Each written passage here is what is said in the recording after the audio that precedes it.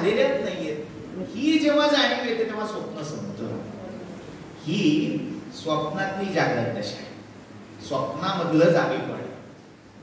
आणि स्वप्नामध्ये आपल्याला बाकी सगळ्या गोष्टी पाहता पाहता स्वतःचा विसर पडलेला असतो. जेव्हा म्हणजे असं होतं का, झालेलं असतं प्रत्येका बाबतीत, की इतकं तिथे काहीतरी भयानक दृश्य दिसतं, इतकं काहीतरी विचित्र दिसतं, दरदरून घाम येतो आणि तो आल्यावर हे वास्तव नाहीये याचं भान तुम्हाला राहिलेलं नसतं. तुम्ही जागे होता पण कित्येक मिनिट नंतरची श्वास वाढलेला असतो, घाम आलेला असतो, पाणी पिता आणि स्वतःला समजावत राहता की अरे हे स्वप्न होतं, ही आपलीच गोष्ट आहे असं नाही. जर्मन एक मोठा फिलॉसॉफर होऊन गेला, त्याचं नाव आहे गुरजिएफ. या गुरजिएफची अशी एक गोष्ट सांगतात, म्हणजे की मोठ्यांच्या गोष्टी आपण ऐकायच्या, ऐकून ठेवायच्या. या गुरजिएफला तो मोठा विचारवंत होता, त्याचे अनेक अनुयायी होते. एकदा असा झोपेतून अचानक उठला आणि उठल्यावर घाबरा घुबरा होऊन रडायला लागला. शिष्याने त्याला पाणी दिलं, सांत्वन केलं. म्हणाले काय झालं गुरुजी, काय झालं? तो म्हणाला मी स्वप्न पाहिलं आणि स्वप्नामध्ये मी एक फुलपाखरू झालो. फुलपाखरू होऊन वेगवेगळ्या फुलांचा मध मी आस्वादत करत होतो. आणि अचानक मला जाग आली आणि मी देहभानावर आलो. आता मला प्रश्न असा पडलाय, माणसाला पडलेलं स्वप्न फुलपाखरू आहे का फुलपाखराला पडलेलं स्वप्न माणूस आहे? खरं कोण? अशीच एक कथा आपल्याकडेही सांगितली जाते. एक राजा असा झोपला होता आणि अचानक त्याच्या राणीने येऊन त्याला गदा गदा उठवलं. उठा म्हणाले, झोपला काय? आपला एकुलता एक मुलगा शिकारीला गेलेला असताना वाघाने फाडून मारून खाल्ला आणि तिने टाहो फोडला. आता राजा जागा झाला, त्याने ऐकून घेतलं आणि जोर जोरात हसायला लागला. राणीला वाटलं इतका आघात मोठा, म्हणून आपल्याकडे छोट्या छोट्या गोष्टी आहेत ना, झोपेतनं उठल्या उठल्या अभद्र काही ऐकू, कितीही वाईट काही गोष्ट असेल, झोपेतनं उठल्या उठल्या ती सांगायची नाही. कारण त्या अवस्थेत जीव अशा एका स्थित्यंतरात आहे, तो ना स्वप्नात आहे, ना जागृत दशेत आहे, ना सुषुप्तीत आहे. त्यामुळे तिथे जर काही असा आघात झाला तर त्या व्यक्तीची स्मृती जाऊ शकते, तो माणूस स्वतःची ओळख कायमची विसरू शकतो, अनेक मनोविकार जन्म घेऊ शकतात. म्हणून झोपेतनं उठताना काय ऐकून उठावं याच्यासाठी भारतीयांनी भरपूर विचार करून सांगितले. भोपाळी लावावी, काकडारती करावी. कशासाठी? रामासाठी नाही हो, राम हा सगळ्याच्या पलीकडे आहे. आम्ही काकडारती कशासाठी करतो? जागी होऊनच करतो ना, जाग होण्यासाठी. म्हणजे त्या रामाला जाग करायचं नाही, तो तिन्ही त्रिकाळ जागाच असतो. आपल्या आतली जी जागृत सुषुप्ती आहे, त्या जागृत सुषुप्तीतला तो जो झोपलेला आहे त्याला जागवण्याचा प्रयत्न म्हणजे काकडारती, ती भोपाळी. ते ऐकून जाग यायची. मुद्दा असा आहे, तो राजा जागा झाला आणि हसायला लागला. राणी म्हणाली बहुतेक मानसिक संतुलन ढळलं. कुलगुरूंना बोलावलं, वैद्यांना बोलावलं, सगळे धावून आले. गुरुनी विचारलं, म्हणाले राजा झालं काय? एवढा आघात झाल्यामुळे तू असा हसतोयस का? कारण जी प्रतिक्षिप्त क्रिया आहे ती कुठेतरी सुसंगत हवी. मगाशी आपला विषय झाला की मी जे करतोय ते सुसंगत असलं पाहिजे. एखादी वाईट घटना घडली, आपत्ती आली तर प्रतिक्रिया काय असली पाहिजे? घाबरला पाहिजे, रडला पाहिजे, किंवा काहीतरी तत्सम आलं पाहिजे चर्येवर. इथे काय होतंय? हसायला लागला. बरोबर उलटी क्रिया, आनंदाची काहीतरी अचीव केल्याची क्रिया हा करायला लागला. म्हटल्यावर गडबड झाली. गुरुनी विचारल्यावर राजा म्हणाला, महाराज कशासाठी रडू आणि कशासाठी हसू? जेव्हा हिने मला जागं केलं तेव्हा मी स्वप्नात असं पाहत होतो, या छोट्याशा राज्यापेक्षा एक फार मोठं चक्रवर्ती साम्राज्य माझ्या अधिपत्याखाली होतं आणि हिच्यासारख्या 56 राण्या माझ्या अंतःपुरात होत्या. प्रत्येकीला 10-10 मुलगे होते. आता 56 गुणिले 10 करा हिशोब. आता हिने जागं केल्यामुळे ते 56 गुणिले 10 गेले, त्याचा शोक करू का एक केला त्याचा शोक करू? येतंय लक्षात? म्हणजे नेमकं काय आहे योग वासिष्ठाच्या भाषेत सांगायचं झालं तर स्वप्न ही आपल्या सगळ्यांची स्थिती आहे. स्वप्नाला पडलेलं स्वप्न म्हणजे आपण सगळे आहोत. असू स्वप्नावस्थेचं विवरण पुढे झालं. अजून 2 दशा शिल्लक आहेत आपल्या. तिसरी आहे सुषुप्ती.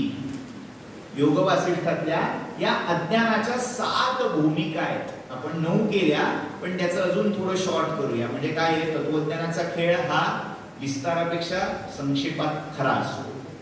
त्यामुळे 9 थोड्या बाजूला ठेवू. ह्या कुठल्या आहेत तर योग वासिष्ठाच्या 3ऱ्या प्रकरणात या 7 अवस्था सांगितल्या आहेत. 7 ज्ञानाच्या अवस्था आहेत त्या पुन्हा कधीतरी, आणि या ज्या आहेत त्या अज्ञानाच्या 7 अवस्था आहेत. त्यातली पहिली आहे, नावं लक्षात ठेवा, आता विवरणात आपल्याला पडायचं नाहीये.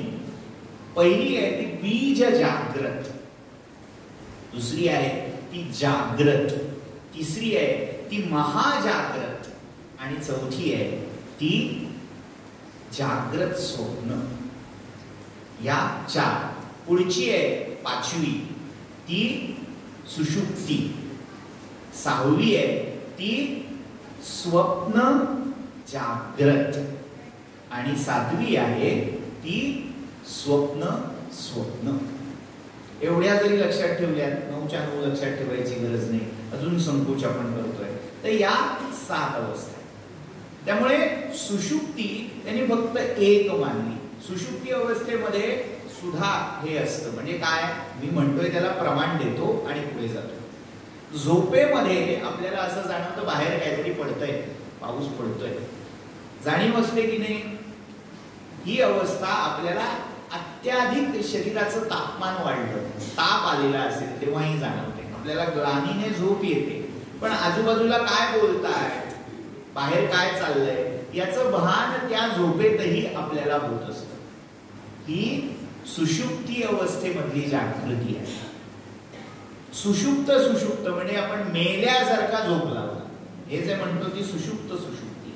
आणि स्वप्न सुषुप्ती, पुन्हा सुषुप्तीमध्ये जी काही स्वप्नावस्थेची अनुभूती आपण घेतो, म्हणजे सुषुप्त असताना देखील आपण जे काही मनाचे प्रोजेक्ट करतो आणि त्याच्या प्रतिक्रिया शरीरावर उमटतात, म्हणजे घाम येणं, रडायला येणं, तर ह्या सगळ्या सुषुप्ती स्वप्न ह्या अवस्थेच्या प्रतीक आहेत. तर माझ्या अंदाजान 3 दशा ह्या लक्षात आल्या असतील. आता आपली मुख्य दशा. या सगळ्या आपल्याला नित्याच्या परिचयाच्या आहेत, फक्त आपण त्यांच्याकडे त्या दृष्टीने पाहिलेलं नसतं, म्हणून अतिपरिचयात अवज्ञा होत असतं. आता या 3 अवस्थांच्या पलीकडची जी आहे, संस्कृतमध्ये तिला तुरीया असं म्हणतात. तुरीया म्हणजे जी तिसरीच्या पलीकडची, तिसरीच्या पुढची आहे, ती तुरीया. आता ही तुरीया कुठली, आपण अथर्वशीर्ष जर म्हटलं असेल तर त्या अवस्थात्रयातीत असा एक पाठ त्याच्यात आलेला असतो. त्याच्यात त्या गणपतीला अवस्थात्रयातीत असं म्हणतात. आता कशी प्रतीक सगळी जुळत असतात बघा. गणपतीची तिथी कुठली हो, चतुर्थी, ही अवस्थात्रयातीत. तो 4थ्या अवस्थेत आहे. 3 अवस्थांच्या पलीकडे तो बसलेला आहे. ती तुरीया, ती 4थी अवस्था, म्हणजे जी समाधी म्हणून ओळखली जाते, ती तुरीया अवस्था. आता या समाधीविषयी थोडं चिंतन. आता ही समाधी, हे जे काही गौडबंगाल आहे, हे मुळात महर्षी पतंजलींनी विस्तृत स्वरूपामध्ये आपल्या पातंजल योगसूत्रात सांगितलेलं आहे. त्यातला एक म्हणजे 4 पाद त्या ग्रंथात आहे. त्यातला एक अख्खा पाद समाधीपाद याच नावाने. त्यामध्ये 3ऱ्या पादात, 3ऱ्या सूत्रात 3-3, म्हणजे हे लक्षात ठेवायला आपल्याला सोपं होईल. पतंजलींनी या समाधीचं लक्षण केलेलं आहे, व्याख्या केलेली. तदेवार्थ मात्र निर्भासः स्वरूप शून्यम इव समाधी, असं लक्षण समाधीचं करतात. पातंजल योगसूत्रामध्ये 8 योगाची अंग सांगितलेली आहेत. मी त्या विषयाकडे आता वळत नाहीये. पहिला जो प्रारंभ होतोय तो यम, नियम, आसन, प्राणायाम, प्रत्याहार, धारणा, ध्यान आणि शेवटची तदेवार्थ मात्र निर्भासः स्वरूप शून्यम इव समाधी. आठवं. आता या समाधीचे योग आणि वेदांतांनी वेगवेगळ्या प्रकारे वर्ग केले, विभाग केलेले. त्याच्यामध्ये योगाच्या दृष्टीने दोन भाग पाडले या समाधीचे. एक आहे संप्रज्ञात. शब्द ऐकलेत कधी? संप्रज्ञात. आणि दुसरा शब्द आहे असंप्रज्ञात. ऐकून ठेवा. त्यांना माहिती आहे त्यांच्यासाठी हे नाही, त्यांच्यासाठी हा अभ्यास आहे, पुनरावृत्ती आहे. आता ही जी संप्रज्ञात प्रकारातली समाधी आहे त्याच्यात पुन्हा काही उपप्रकार आहेत. ही नावं आता लक्षात ठेवा. त्या तपशिलामध्ये आपण यथाकाली गुरुकृपेने शिरणार आहोत. फक्त कशी नावं आहेत त्याच्यामध्ये काय काय तथ्य सांगितलेली आहे ती आपण लक्षात ठेवायचा प्रयत्न करायचा. ही जी संप्रज्ञात प्रकारातली समाधी आहे त्याच्यामधला मुख्य जे उपप्रकार आहे त्यातला एक आहे सवितर्क, सविचार, तिसरी आहे सानंद आणि चौथी आहे सास्मित. हे संप्रज्ञात समाधीचे प्रकार. आणि जी असंप्रज्ञात प्रकारची समाधी आहे त्याच्यामध्ये पुन्हा दोन प्रकार आहेत, उपाय प्रत्यय आणि दुसरी भव प्रत्यय. काय जे सांगितलं ते इकडून तिकडून गेले आहे. ही नावं कशासाठी मी सांगितली त्याचं या संज्ञा आहे. म्हणजे कसं आहे, नारळासारखं किंवा फणसासारखं धरायला हरकत नाही. या संज्ञांची टरफल जरा विसरा, त्याची लक्षणच लक्षात घ्यायची. आपला घर, आपला गऱ्याकडे लक्ष असलं पाहिजे. आपला जे काय आहे ते आपण लक्षात घेऊ. आता मुळात समाधी म्हणजे काय तर समाधी, आधी याचा सामान्य भाषेत सांगायचा अर्थ समज किंवा जाणीव असा अर्थ करायचा. आता ती जी जाणीव आहे, ती जी समज आहे तिला सम करायचंय. सम म्हणजे काय हो?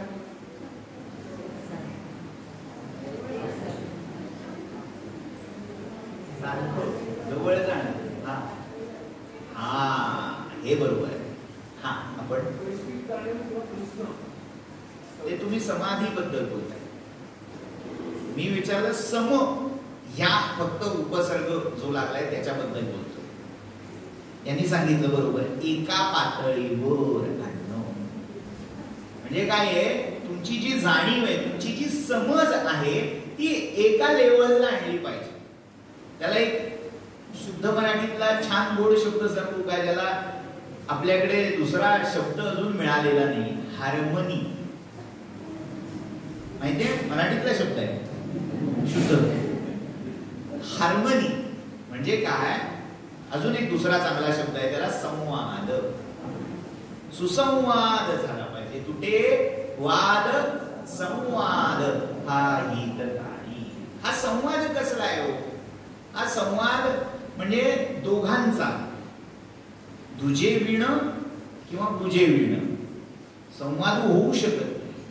संवाद करण्यासाठी बुज असावं लागतं आणि संवाद करण्यासाठी दुजे असावे लागतात. दोन पाठ आहेत ना, दुजे विण संवादू किंवा बुजे विण संवादू. तर दुजे दोन एंटिटी, दोन सत्ता तिथे असाव्या लागतील, नसतील तर मानाव्या लागतील.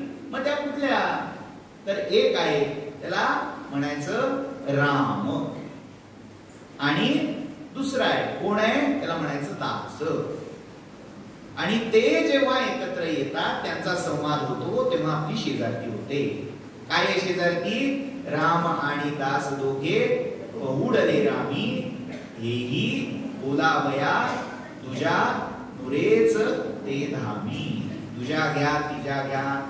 बघा, म्हणजे आपल्या छोट्या छोट्या शेजारती मधून काय सांगितलं असेल त्या सगळ्या मंडळींनी की राम म्हणजे शिव, दास म्हणजे जीव. राम म्हणजे परमात्मा, दास म्हणजे जीवात्मा. या दोघांना एका स्तरावर आणणं, त्याला ज्ञानेश्वर माऊलींनी सुंदर शब्द वापरला, सामरस्याचे म्हणजे सामरस्य. समरस झाले पाहिजे, दोघांचा रस एक झाला पाहिजे, दोघांचा रस एक होणं फार महत्वाचं आहे. तुम्हाला ज्याच्यात रस आहे त्याच्यात मला असला पाहिजे आणि मला ज्याच्यात रस आहे त्याच्यात तुम्हाला असला पाहिजे. आता कदाचित ती अवस्था असेल काहीशी, म्हणजे मी जे काही सांगतोय त्याच्यात तुम्हाला रस आहे म्हणून तुम्ही ते कान देऊन ऐकताय, टिकला. आणि तुम्हाला जे काही हवंय ते सांगण्याची उर्मी माझ्यात उत्पन्न होती. म्हणजे तुम्हाला जे हवंय ते देण्याची उर्मी माझ्यात येणं आणि मला जे सांगावंसं वाटतंय ते ऐकून घेण्याची इच्छा, अपेक्षा किंवा तयारी तुमच्याकडे असणं, ही सामरस्याची शेज झालेली आहे. म्हणजे दोघंही कुठेतरी एका स्तरावर, एका पातळीवर आलेले आहेत. आणि ही जाणीव जेव्हा एका पातळीवर येते तेव्हा त्या जाणीवेला समाधी असं म्हटलेलं आहे. आता प्रश्न पडेल, मग हे जे संत सत्पुरुष करतात, लावतात, ती समाधी आम्हाला जमते का? मग ही समाधीच झाली ना? हो, ही समाधीच आहे, लक्षात घ्या. फक्त त्या समाधीचा स्तर हा वेगवेगळा आहे. म्हणून ते जे प्रकार सांगितले ना मगाशी, जडजंबाल शब्द ऐकून अरे बापरे हे काय, कालचा गोंधळ बरा होता, हे का वाटलं? तर ते स्तरामध्ये कुठेतरी खाली वर. आपल्या दृष्टीने जो संवाद चाललाय ती आपली समाधी आहे. संतांच्या दृष्टीने जो त्या विश्वात्म्याचा आणि जीवात्म्याचा संवाद चाललाय ती त्यांची समाधी. आता याला वेदांताने सविकल्पक आणि निर्विकल्पक अशा सुटसुटीत शब्दात सांगितलं. ते संप्रज्ञात असंप्रज्ञात हा सगळा भाग आहेच, पण अजून तो त्या विस्तारात आपला वेळ उलटून गेलेला आहे. ते भान ठेवून थोडक्यात सविकल्प निर्विकल्पचा विचार करतो आणि त्या मग उन्मनीकडे जातो, कारण ती गाठायची आपल्याला. तर ही जी समाधी आहे त्या समाधीमध्ये दोन अवस्था आहेत, एक सविकल्पक, विकल्प पर्याय. पर्याय आता हे पर्याय कुठले आहेत त्याच्यासाठी आधी आपल्याला अष्टांग योगातल्या बाकी अंगांचा परिचय असायला. ध्याता, ध्येय, ध्यान, याला काय म्हणतात?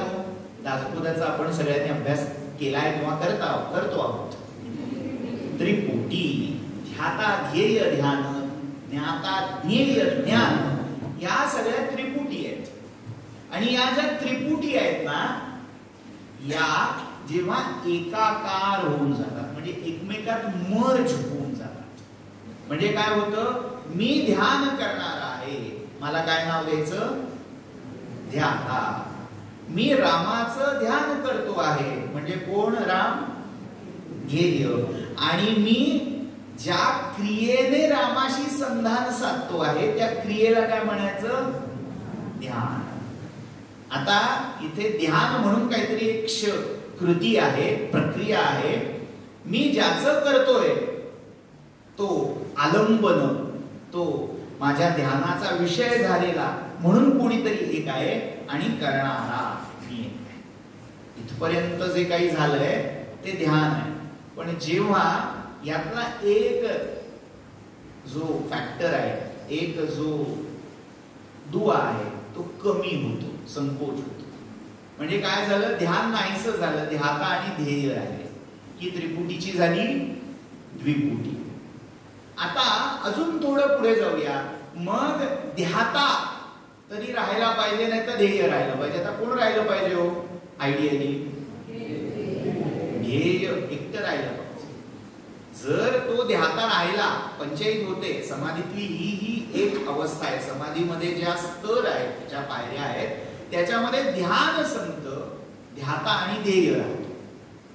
तेव्हा काय होतं? तो ध्याता अस्मितेने राहतो. त्याला सास्मित म्हणते. मी आहे, मी ध्यान करतोय, मी ध्यान केलं, मला समाधी लागली.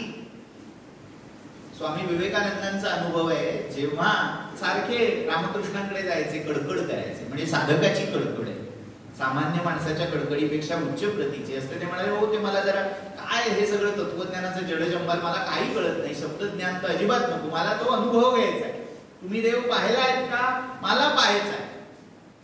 आणि ऐकून घेतलं आणि रामकृष्णांनी त्यांच्या भाषेत साल्या ये इकडे म्हणून बोलावलं, बकोट धरलीने लाथ मारली छातीवर.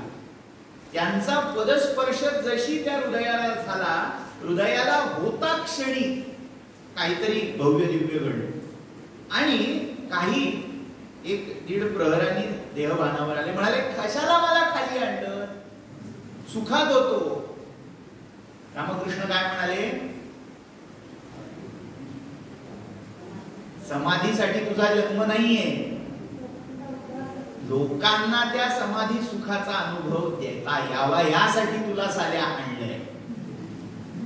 माझे शब्द नाहीयेत हा, रामकृष्ण असं त्याला म्हणाले. ते म्हणाले स्वतःच्या जीवाच्या सुखासाठी तुझा जन्म नाहीये, जीवांना दुःखमुक्त करण्यासाठी तुझा जन्म आहे. त्यामुळे तुला त्या समाधी सुखात रमून चालणार नाही. आणि दुसऱ्या एका शिष्याला जेव्हा अशी समाधीची चुणूक दाखवली आणि तो जेव्हा देहभानावर आला, तेव्हा त्याने विचारल्यावर त्याला सांगितलं तुला यावं लागलं, कारण अजून आपली पात्रता तेवढी भरलेली नाही की पूर्ण त्या आनंदात रंगून जा. तसं ही जी सास्मित आहे, जिथे मी भोगणारा समाधीचा सोहळा मी बघितला, मी भोगला, ते म्हणणारा जिथपर्यंत शिल्लक आहे तिथपर्यंत ध्याता शिल्लक. आणि तो ध्याता सुद्धा जेव्हा विलीन होऊन जातो, सामुद्रो हि तरंग वचन समुद्रो न तारंगा, समुद्रातनं एक लाट उसळली आणि पुन्हा त्या सागरात विलीन झाली. माऊली म्हणतात थेंबुटा सागरी उडाला. मग त्या थेंबाला भान असतं का हो, मी थेंब आहे याचं, त्या लाटेला भान असतं का मी लाट आहे असं. आपल्या ज्या अस्मिता आहेत ना तथाकथित, या सगळ्या थेंबाच्या नाही तर लाटेच्या आहेत. आणि तो एका महासागरासारखा आहे. त्या महासागरात महासागरासारखं विलीन होऊन जाणं म्हणजे जिथे ध्याता ध्येय ध्यान, ज्ञाता ज्ञेय ज्ञान या त्रिपुटीचा लय होऊन जाईल, ती अवस्था म्हणजे ती निर्विकल्पक समाधी. आता ही निर्विकल्पक समाधी जेव्हा मूर्ते जिरते, त्याच्या पलीकडची स्थिती म्हणजे उन्मनी. म्हणून ज्ञानेश्वर माऊलींनी एक रूपक सांगितलं त्यांच्या अभंग गाथेमध्ये. कूट आहे पहिलं मेरूचे शिखरी उदरा लावणी खेचरी, त्याच्यामध्ये उन्मनी तुरिया विनोद छंदे छंदे डुलतसे असं त्या दत्तात्रेय योगी याचं वर्णन माऊलीने केलंय. तर त्याच्यामध्ये उन्मनी तुरिया विनोद असा शब्द वापरला. आता उगीच घालायचे म्हणून घालत नाही हे शब्द. संतांची वचनं ही अनुभवाच्या गाळणीतनं गाळून आलेली असतात. तिथे उगीच पादपूर्णार्थ कव्यांचा भरणा झालेला नसतो. त्यामुळे तुरिया पण आहे आणि उन्मनी पण आहे. ही काय आहे, त्या तुरिया आणि उन्मनी ह्या दोन अवस्थांमध्ये संत वावरत असतात. समर्थांचं जर चरित्र वाचलं तर ब्रह्मपिसा हे जे प्रकरण आहे, काव्य आहे, ही जी ब्रह्मपिशाची स्थिती आहे ती जर समजायला हवी असेल तर ती उन्मनी आहे. जिथे मन राहत नाही, उत म्हणजे उंच गेलं, उडून गेलं, नाहीस झालं, त्याचे उत या उपसर्गाने सांगितलेलं मन आहे. म्हणजे काय होतं, पुन्हा रामकृष्ण परमहंसांचं उदाहरण दे की रामकृष्णांच्या चरित्रामध्ये त्यांना एकाने प्रश्न विचारला, हो तुम्ही एवढे साधू संत सत्पुरुष आणि खाण्यामध्ये कसल्या वासना होते. रामकृष्णांची पद्धत होती की ते स्वयंपाकघरात सारखे डोकावायचे, आज कसली भाजी, आज काय खायला केलंय, आणि सारदा मग त्यांना सांगायचं असं तसं. आणि हे बघून गिऱ्हाईकाला शंका यायची, हे संत साधू कुठले, यांना या कसल्या वासना. किंवा समर्थांच्याही चरित्रामध्ये मग अशी खिरीचा हा सांगितला, पण अनेक अशा तांबूल समर्थ गायचे, कुठलेला तांबूल लागायचा. किंवा गोंदवलेकर महाराजांच्याही चरित्रात पूर्वायुष्यामध्ये ते तंबाखू खायचे. म्हणजे एकदा असाच म्हणून काशी यात्रेला गेलेला असताना एकाने हातावर ठेवला, ते म्हणाले गंगारपड, म्हणून तिथे जो सोडला तो नंतर खाल्ला. तर या सगळ्या खुणा कशासाठी त्यांनी ठेवलेल्या असतात. आपल्याला वाटेल ही व्यसन आहे, गजानन महाराज चिनी मोडायचे म्हणून चिनी मोडणारे हजार तयार होतात की महाराज होतात, भगवान शंकर भांग पितात म्हणून आम्ही भांग पितो असं सांगणारे. या सगळ्या देह पातळीवर आल्यावर देह टिकून राहावा यासाठी काहीतरी वासना शिल्लक ठेवावी लागते. हे संत सत्पुरुष या वासना मुद्दामहून मागे ठेवतात. त्याच्यामधलं ते जडत्व आहे ते त्यांच्या ऊर्ध्वगामी चेतनेला देहाशी संगत ठेवतं, देहामध्ये राहून त्यांना कार्य करणं अपेक्षित असतं. जसं समर्थांनी आजही ती व्हॅली ऑफ फ्लॉवर्स जी आहे तिथे अशी कथा आहे की समर्थांनी आत्मार्पण केलं, उडी टाकली त्या कड्यावरून की आता रामराया भेटला, या जन्माला आल्यावर करायचं असं काही राहिलं नाही. सावरकरांनी जे केलं की आता कृतार्थ मी कृतार्थ झालो, आता करायचं बाकी काही शिल्लक नाही. धन्योहम कर्तव्यम मेद्य न विद्यते, ही भावना आली की जे होतं ते आत्मार्पण. तसं समर्थांनी तिथे गेलं, मात्र रामराय आले, वरच्यावर झेललं, पुन्हा स्थानी नेऊन पोचवलं आणि सांगितलं हा देह माझा आहे म्हणून आता तुला वागायचंय. का? कारण तुझ्या हाती धर्म जागरणाचं, स्वराज्य स्थापनेचं कार्य करून घ्यायचंय आणि ही देहाची पुडी त्या कार्यासाठी ठेवलेली आहे. त्यामुळे ही पुडी आमची समजून आता व्यवहाराला लागावं. आता ही जी स्थिती आहे ही त्या तुरीयेच्या समाधीच्या पलीकडची आहे. तिथे त्यांचं स्वतःचं मन राहिलेलं नाही, त्यांना त्याच्यात वासना राहिलेल्या नाहीत, पण काहीतरी कार्य त्या प्रकृतीने, आदिशक्तीने, जगदंबेने, त्या रामरायाने नेमून दिलेलं आहे. त्यामुळे ते पूर्ण करण्यासाठी ना वर ना खाली अशा उत मन, म्हणजे मनाचं मनपण म्हणजे संकल्प आणि विकल्पामध्ये गुंतून असणं, ते गेलेलं आहे, ते स्थिर झालेलं आहे. पण असं असून देखील देहाची खोळ अजून टाकलेली नाही. अशी जी स्थिती आहे ही उन्मनी स्थिती आहे. त्यालाच दुसऱ्या सामान्य भाषेत सहज समाधी असंही म्हटलेलं आहे. म्हणजे जिथे कुठेही डोळे मिटून योग मुद्रेमध्ये ती व्यक्ती बसलेली नसते, ती तुमच्याशी बोलत असते, तुमच्याशी वागत असते, पण ते करत असताना सतत तिकडे ऑनलाईन असते. त्याचं कनेक्शन तिथे डिस्टर्ब झालेलं नसतं. आपलं काय आहे, इकडे लागलो की आपण इकडेच लागतो, तिकडे विसरतो. म्हणून भगवंताला सांगायची वेळ आली दुसऱ्या अध्यायात, या निशा सर्वभूतानां तस्यां जागृती संयमी यस्यां जागृती भूतानी सा निशा पश्यतो मुनेः. ते जे तिकडच्या बाबतीतलं जागेपण ते आपणा सर्वांना समर्थ सद्गुरूंच्या कृपेने प्राप्त हो अशी प्रार्थना करतो. आणि हे जे चत्वार अवस्था निरूपण यथाशक्ती यथामती केलं ते रामरायाच्या चरणी समर्पित करतो. जानकी जीवन स्मरण जय जय राम. काया वाचा मनोभावे तुझा मी म्हणवी कसे, हे लाज तुझला माझी दे रघुनायका. रामा मी तव दास दास म्हणवी, माते कशाचे भय, रामा जाईन जास्तळी सुख घना, जय. रामाया भुवनत्रयी तुझणे, नाही तुझ्या तारक, रामा तू सकलार्थ पूर्ण करीसी, जय जय समर्थ. आपल्या नियोजित वेळेला उलटून पुढे अतिक्रमण झालं वेळेचं, त्याबद्दल सर्वांचा क्षमा प्रार्थना.